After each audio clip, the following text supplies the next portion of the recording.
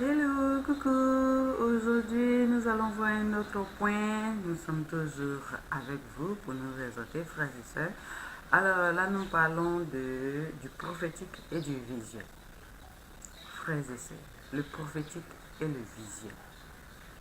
Avec Dieu, le prophétique n'a absolument rien à voir avec le visuel. Pour ceux qui ne le savaient pas, c'est vrai, il y a des situations dans lesquelles, quand nous sommes plongés, nous attendons forcément une main forte qui va venir nous secourir. Et pourtant, nous-mêmes, nous pouvons être cette main forte parce que nous sommes avec Jésus. N'est-ce pas? Voilà, donc le prophétique, comme je disais, n'a rien à voir avec le visuel. Par le prophétique, l'on peut déplacer l'indéplaçable. Car une manifestation d'une foi gigantesque. Oui, oui. Manifester le prophétique, il faut avoir une grande foi pour pouvoir manifester le prophétique. Et pourtant, c'est avec des gestes simples, de petits gestes au quotidien que nous pouvons employer pour dire à l'Éternel que, effectivement, je crois à ton œuvre et je sais que tu peux faire quelque chose dans ma vie. Et chacun peut appeler le prophétique à l'existence en manifestant la foi sans ombre de doute. Certainement que cette parole fera du bien à quelqu'un ce matin.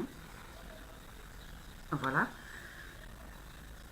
Un témoignage que j'ai lu quelque part, que je veux partager avec vous.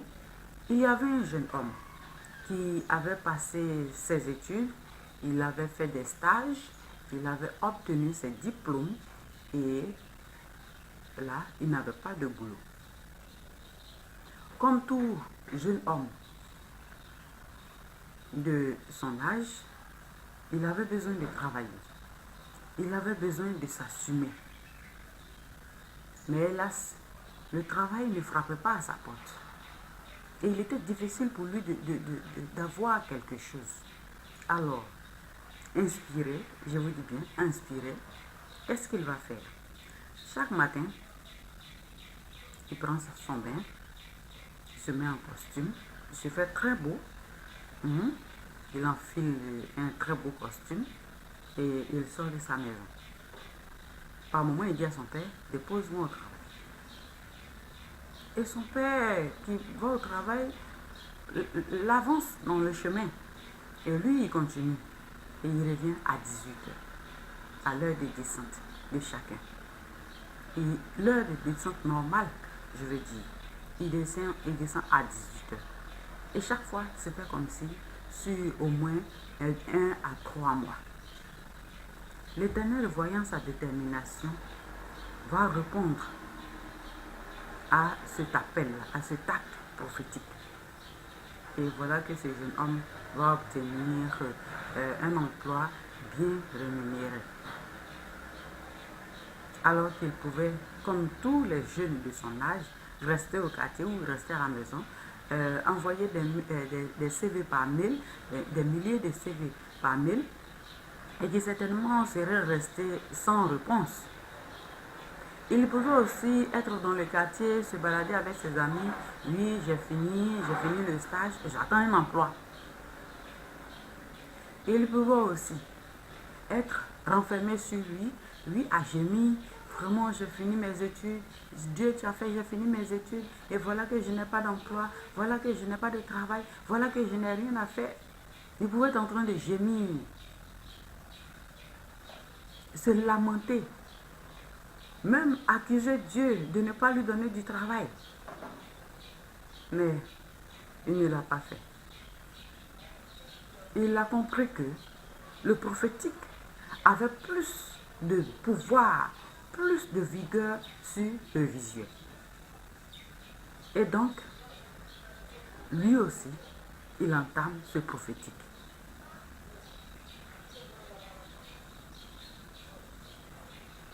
Et en se prenant ainsi, voilà que une réponse favorable va lui être donnée par l'Éternel, qui entend toujours les cris de ses enfants. Il dit, invoque-moi au jour de la détresse et je te répondrai. Comment est-ce que toi tu invoques l'Éternel? Est-ce en train de pleurer tout le temps dans ta chambre? Es-tu en train de tout le temps gémir, de te plaindre de ta situation? Appelle le prophétique. Appelle le prophétique. Appelle le prophétique à la vie dans ta vie. Es-tu en train de passer, de compter sur tes connaissances, tes amis qui peuvent t'aider? Es-tu en train de compter sur une personne? La Bible dit bien, malheur à celui qui met sa confiance en l'homme. Mets ta confiance en Dieu. Son père travaille. Il aurait pu dire, papa, trouve-moi une place dans ta structure. Papa, je veux ceci. Papa, je veux cela. Mais il ne l'a pas fait. Il savait que son père, celui qui pouvait lui donner une réponse très favorable et suivi d'aucun chagrin, c'était l'Éternel des armées. Alors, il s'est mis au pas avec l'Éternel des armées. Mon frère, ma soeur, quelle est ta situation? Encourage Jésus à savoir ta détermination et à agir.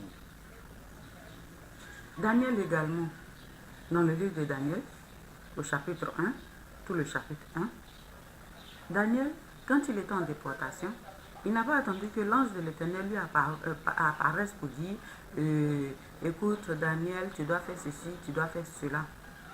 Mais Daniel a pris la résolution, bien qu'il vivait chez un grand roi, et sous l'ordre de ce roi d'être engraissé, Daniel s'est résolu de s'abstenir de tout ce qui est convoitise, de tout ce qui pouvait l'éloigner de la face de l'Éternel. Parce que si tu as tout, tu n'es pas chez toi, tu as tout, et puis tu dis, ah, c'est la grâce de Dieu, j'y suis parvenu là, je réfléchis plus trop. Mais Daniel a su que, au-delà de ce que le roi offrait, lui, son roi, le roi des rois, offre plus. Daniel a dit au chef des eunuques, oui, c'est vrai, tu vas m'apporter de la viande grasse, tu vas m'apporter toujours du vin, mais écoute, je préfère seulement des légumes. Si tu me donnes des légumes, je vais m'en sortir. Et le monsieur qui va lui dire, mais écoute, si je ne t'engraisse pas, le roi il me tuera, il me coupera la tête. Quand il a dit ça, Daniel dit ok. Il est allé voir celui qui sert la nourriture. Il dit mon frère, s'il te plaît, quand tu vas venir me servir, il faudrait seulement me donner des légumes. Le reste là, tu peux partager. Le monsieur a dit ok. Il dit essaie cela sur 10 jours. Si 10 jours je suis maigre, alors tu feras ce que tu veux. Mais si 10 jours je suis en bon point, alors on verra, on continuera ainsi. Le monsieur lui a dit ok. Et ils ont continué. Et après les 10 jours, Daniel présentait, lui et ses 3 amis présentaient un embonpoint vraiment hors du commun par rapport à tous ceux qui consommaient la viande, consommaient le vin, tout ça. Et quand le monsieur a vu ça, il a continué de donner les légumes à Daniel et Azaria, à Mishkaël et Shadrach. Quand l'Éternel a vu aussi la détermination de ce jeune homme, qui n'agit pas comme ses autres amis, qui ne se laisse pas aller à la facilité, parce que tu es dans le monde, tu te laisses emporter par la vie de ce monde. Daniel n'a pas fait ainsi.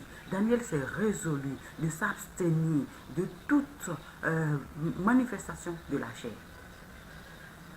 L'Éternel ayant vu cela, l'a béni. Il est élevé au rang de superviseur dans le château du roi. Et il présentait encore une très bonne santé, une parfaite santé, non seulement une parfaite santé, et puis l'Éternel lui a donné de l'intelligence, de sorte qu'il interprétait toutes les lettres. Il avait la connaissance de toutes les lettres. Que ce soit en grec, que ce soit en bété, que ce soit en guéré, que ce soit en djoula, il avait la connaissance de ces lettres. Voilà comment l'Éternel agit. Voilà comment nous aussi nous devons agir. Le prophétique et le visuel. Parce que tu regardes à ta position d'aujourd'hui, tu ne vois pas devant. Le Seigneur va faire. Le Seigneur va faire. Le Seigneur va faire. Waouh. À quel moment tu vas te lever? C'est à quel moment tu vas encourager le Seigneur? Appelle le prophétique qui déplace les montagnes. Dis-toi, ouf, j'ai pas d'enfants. Mais mes enfants, ils sont beaux. Oui. Ah oui, le travail que j'ai là, il est très bien rémunéré. Fouille dans ton portefeuille. Mais bien des banques, on ne peut pas les compter. Mon compte bancaire, il est saturé de millions. Il est saturé de milliards. C'est comme ça, c'est prophétique. Et à travers ta parole, l'Éternel te répondra. C'était juste pour partager ce petit message avec toi. J'espère que tu comprendras, tu saisiras et tu saisiras ton prophétique. Allez, bouge-toi.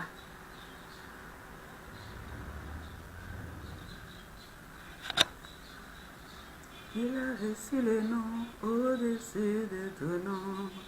Il a reçu le nom au-dessus de tout nom. Tout genou fléchira lorsqu'on parlera de l'agneau. Tout genou fléchira lorsqu'on parlera de l'agneau. Et adorons Jésus, élevons son nom.